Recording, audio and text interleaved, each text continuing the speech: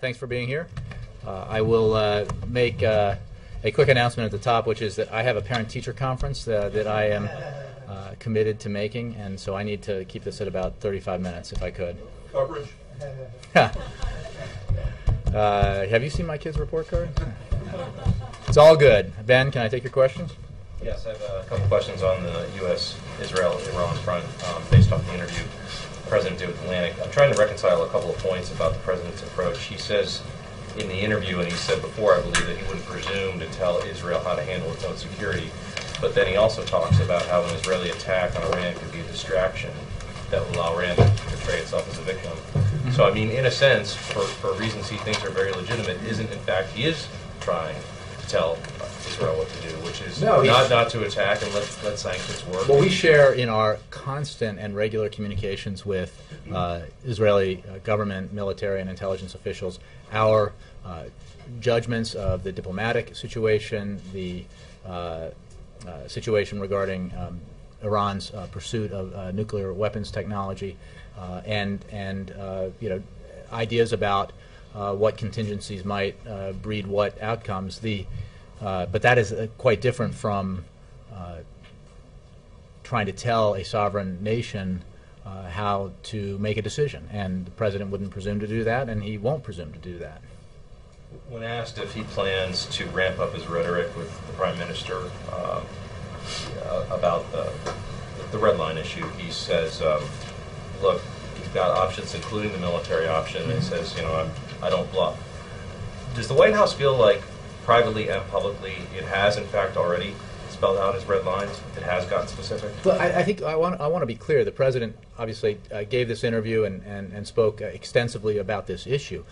He, Secretary of State, Vice President, Secretary of Defense, military leaders, intelligence leaders are in regular consultations with our Israeli counterparts. One of the hallmarks of the American-Israeli relationship under this President is the level of cooperation and consultation. So he is not does not need to communicate through an interview with Israeli leaders because he communicates with them regularly. In fact, I think he has probably met with Prime Minister Netanyahu more than any other leader. So that's one thing. And then I think, yes, we have the conversations that he and the Prime Minister have, that leaders of this administration and leaders of the Israeli government have, are full of detail and analysis. So I don't think there will be, I think the Israelis understand the policy approach that this President has taken and what our view is of what Iranian behavior is about, what our view is of the time and space that still is there for us to continue to pursue the diplomatic path, isolating Iran, pressuring Iran to change its behavior. And obviously we share a lot of information in the intelligence sphere about what exactly Iran is up to with regards to its nuclear programs. Finally, the President describes his relationship with the Prime Minister as functional. And I'm wondering, given the closeness of this relationship or how it is portrayed to us, is functional good enough? Well, I was in the interview, and I think he was giving the antonym of the question, which was some have described it as dysfunctional, and he countered it's actually the opposite. It's functional. It is a full relationship. It is a candid relationship. They meet and speak regularly. Obviously, even very close friends, as America is to Israel, don't agree government to government on every single issue, matters of tactics versus strategy. But it's a productive, candid, functional relationship. Yes. As the President elaborated on that comment about the relationship and said it was a very functional relationship and talked about the areas in which they agree, he also described it as more of a business-like relationship than a personal rapport. He said they both have had a lot on their plates and talk more about business than personal issues. Does the President feel that it's important to have more of a personal rapport with the Prime Minister, and is that going to be one of the goals for the meeting on Monday? I think the President feels that the issue that folks are focused on right now in relation to the American-Israeli relationship is one of paramount importance in terms of not just Israel's national security, but U.S. national security and regional and global security. And that what is most important is that we have the kind of communication and cooperation with our Israeli counterparts that we do have. And that it is clear to Iran and clear to the world what our approach is and what our view is. Our approach is towards Iranian behavior and our view about what Iran needs to do and what its options are. As the President said in that interview, and he said other times, when he took office, the world was divided about what to do over Iran's nuclear ambitions, and Iran was unified.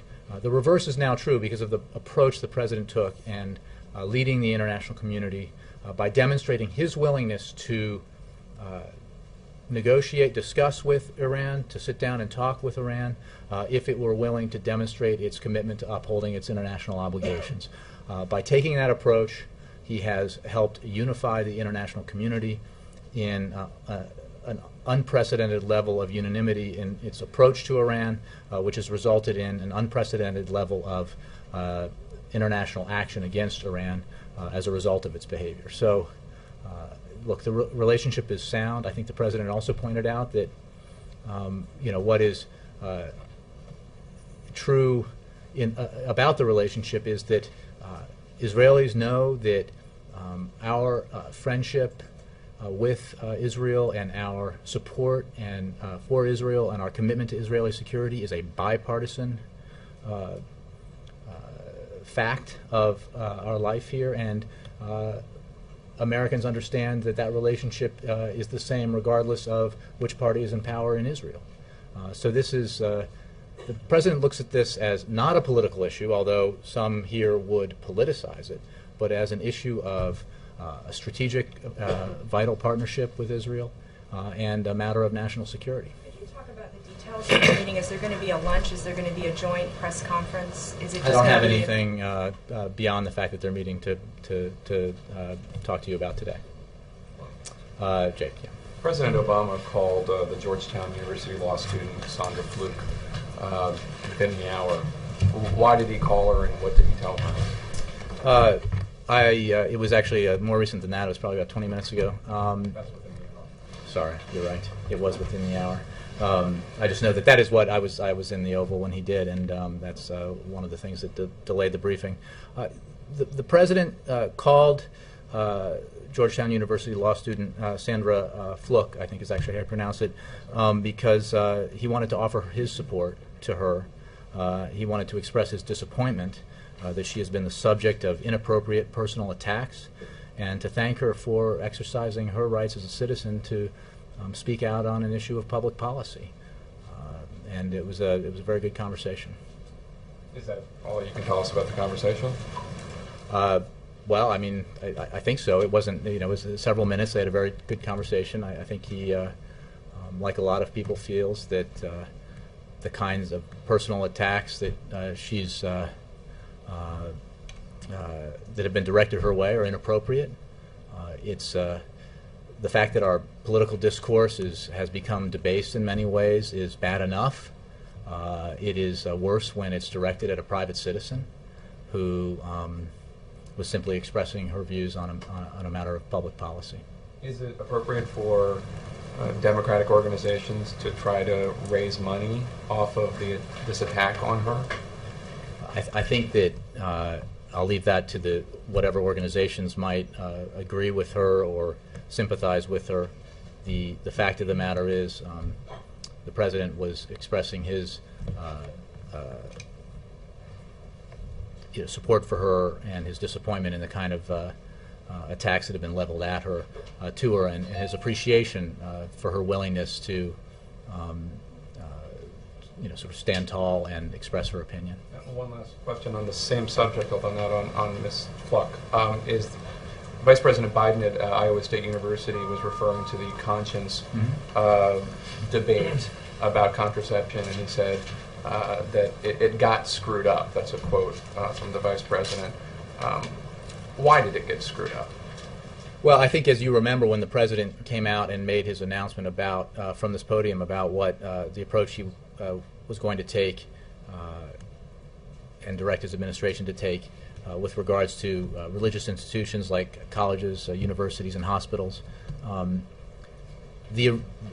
The idea from the beginning, which we attempted to make clear, was that there was going to be a year-long period where we would work to achieve a resolution to this that would preserve religious liberty and still provide the contraceptive services to women no matter where they were. What was clear, as the president, I think, was pretty explicit about when he was here, is that for whatever reason, the debate was such that it became imperative in his mind that we come up with that resolution in a far quicker period of time, and that's what we did. Because he felt it very important that people understand that he took the religious liberty issue very seriously, as he expressed here from the podium.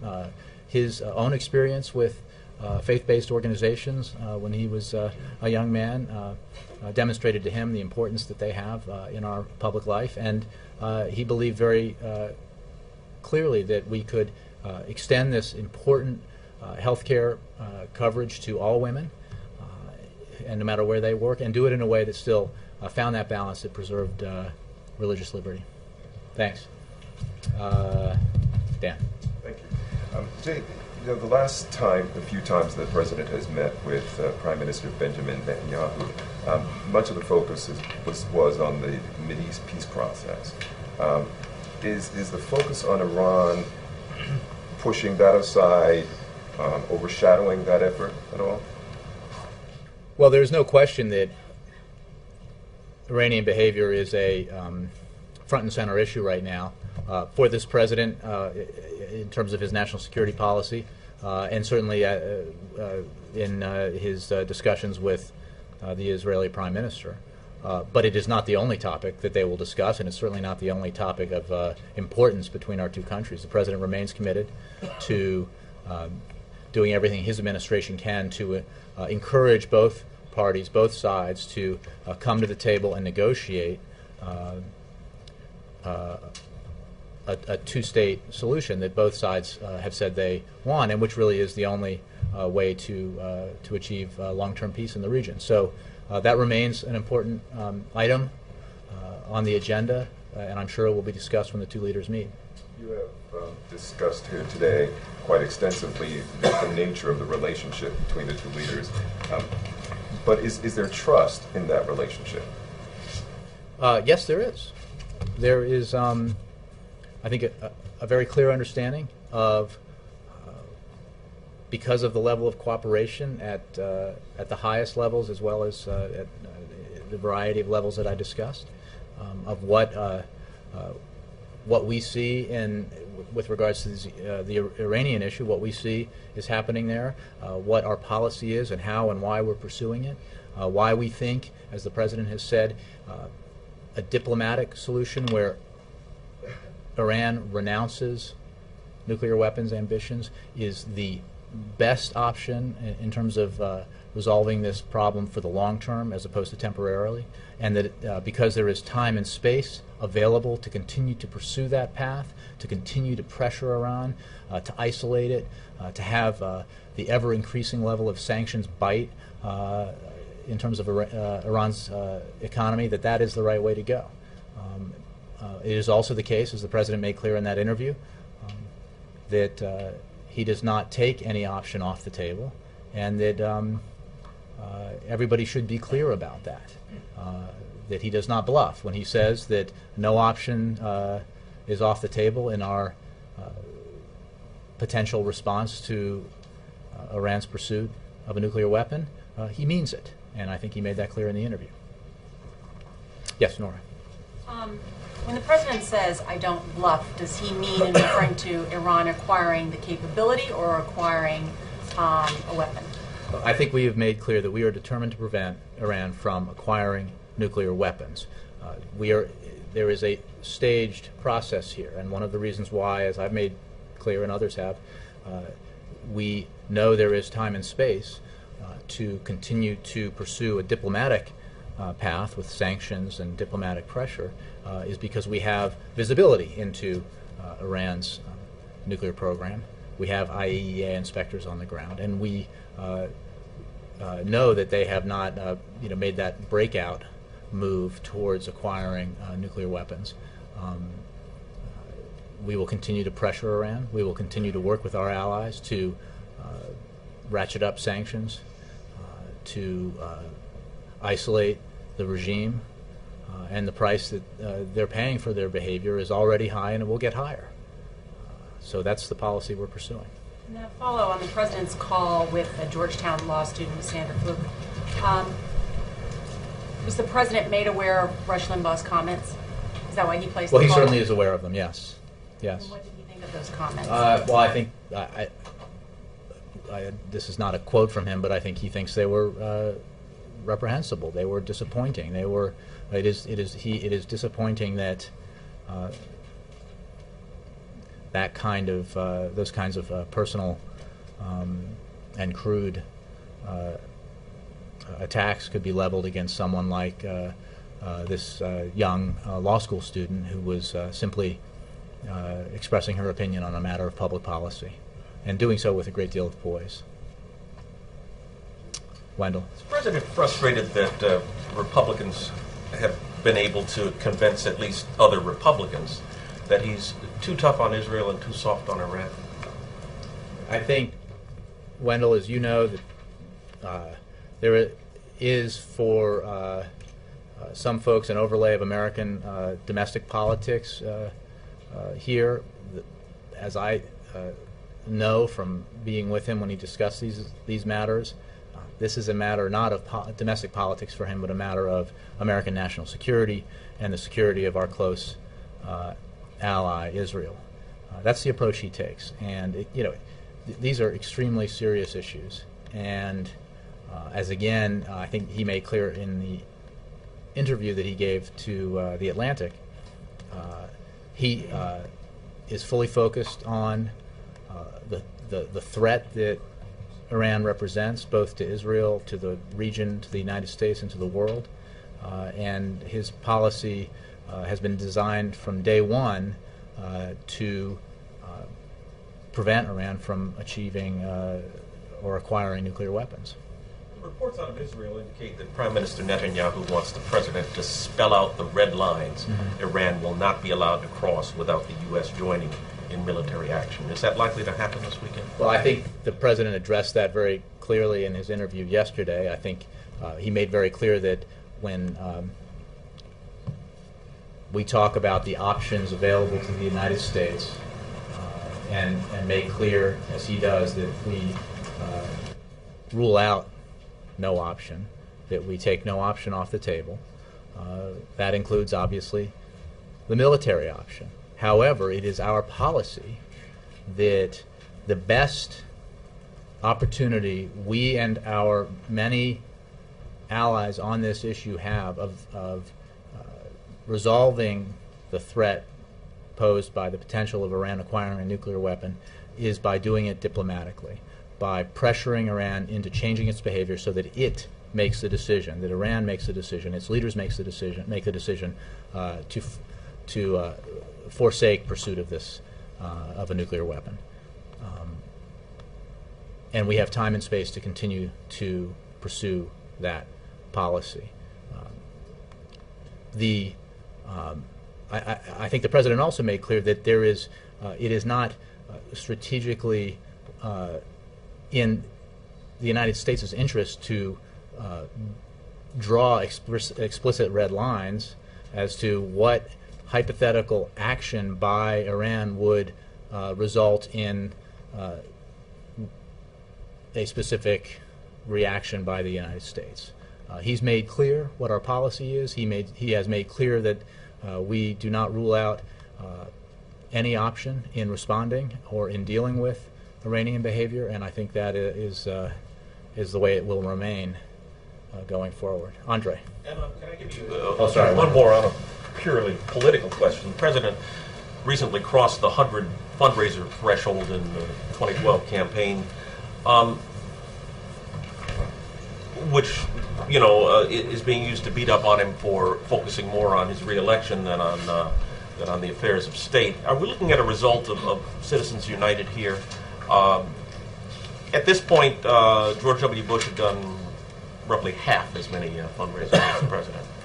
Well, it's hard to know specifically what it's a result of, as you say. The fact is the president has is engaging in political events because that is what is required to run for president and run to be reelected as president. It is also true that, as I understand it, and I would refer you to the campaign for more details, that there is an enormous amount of support for the president and a desire to participate in these political events in support of his campaign. The fact of the matter is that it is still, and I hesitate to give a percentage, but it is still a fairly small portion of his time, and he is still enjoying, if you will, the fact that he doesn't have a primary opponent. The other party is engaged in a primary campaign, the length of which is yet to be determined. He understands, having experienced it himself, that they can go on for some time. He is able, because he does not have an opponent and won't have one until the other party has picked its nominee, to spend, you know, relatively less time than he might otherwise have had to have spent if he had a primary. But there's no question that as we get closer to the fall, the president will, as every incumbent president has who is seeking re-election, be spending more time campaigning for re-election.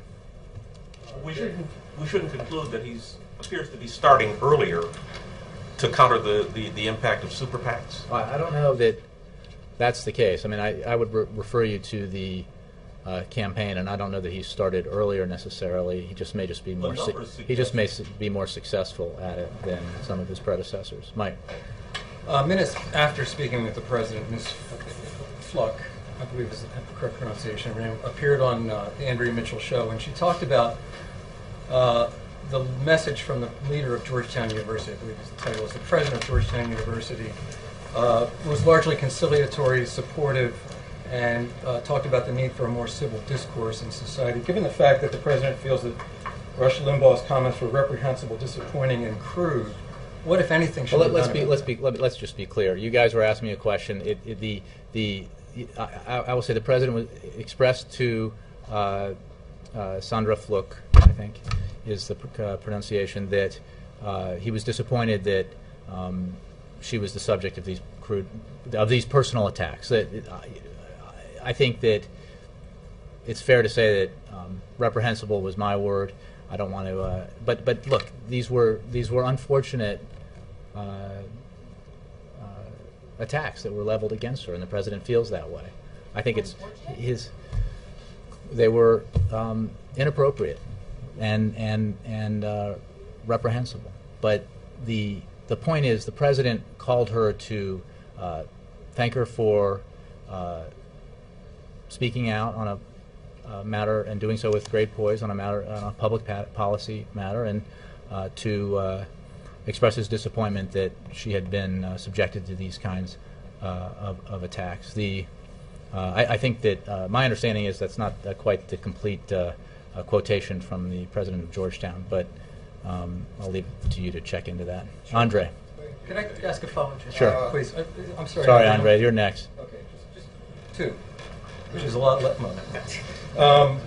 Last night at one of the fundraisers in New York City, the president made a comment that, you know, instead of running campaign ads, I can just run footage of these GOP debates and people will be able to see clearly the difference of his...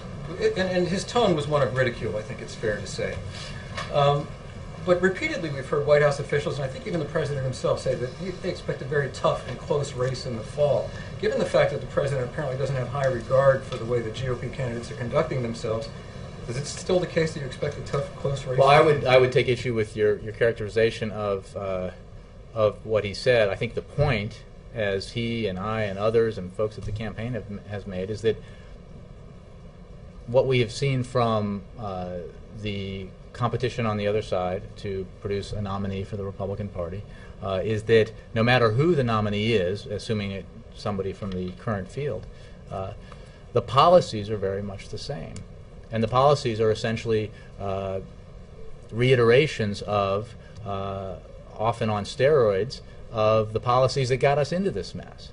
That say, you know, we don't need to regulate Wall Street, even though the financial crisis was the worst since the Great Depression, and the fact that Wall Street was operating on its own set of rules contributed greatly to that. We don't need to regulate or prevent insurance companies from throwing people off when they get sick, throwing people off of their insurance coverage when they get sick, and we can throw off the many hundreds of thousands, I think a couple million even, younger Americans who now have insurance coverage because of the Affordable Care Act.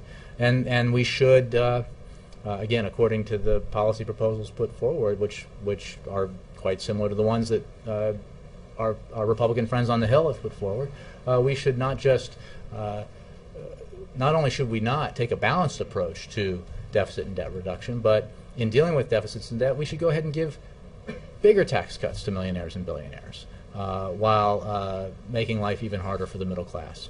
There's no question that the President believes that in a choice between those substantive policy positions on the economy and the ones that he has pursued and is presenting, that he believes that his options are better and that the American people will agree with him come November. I got to do Andre, and then I got to do one more. Yeah.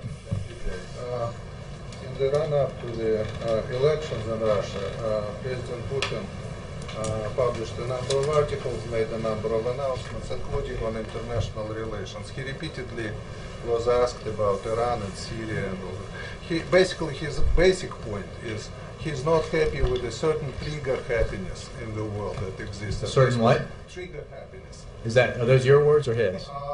That's my words, but that's the essence of what he was saying. He said that's why that guided the Russian position. In certain instances, it guided the Chinese position.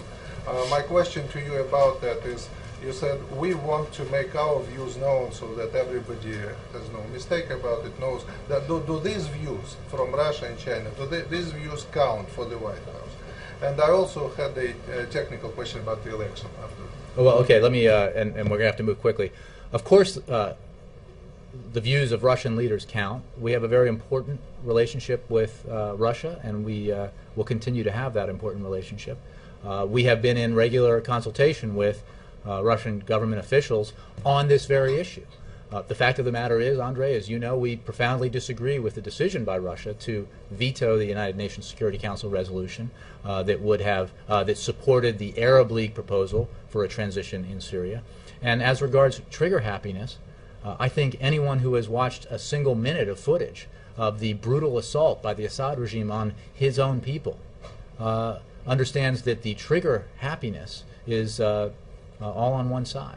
And the brutality being carried out in the city of Homs in the last 24 to 48 hours is disgraceful and horrific, and should be condemned by every nation of the world. And we call on every nation of the world to join with the Friends of Syria to take action to prevent further brutality and further murder of Syrian people. To stop that, don't we have to move away both the government troops and the opposition armed troops? Have you seen any sign, Andre, any sign of the government troops being willing to do anything but slaughter Syrian people who were peacefully demonstrating for more democracy? I don't think so. Hey, Andre, I got to go to a parent-teacher conference. Elections, Jay, please. Does the president follow the elections? Does he know who is in the running? What's his opinion about it? I confess, despite my personal interest in and history with Russia, that I have not discussed with him lately, but I know he is fully aware of the upcoming elections and the participants therein. Thank you all very much. I apologize for having to end early. We'll get that to you. Sorry. The news is brought to you by Hands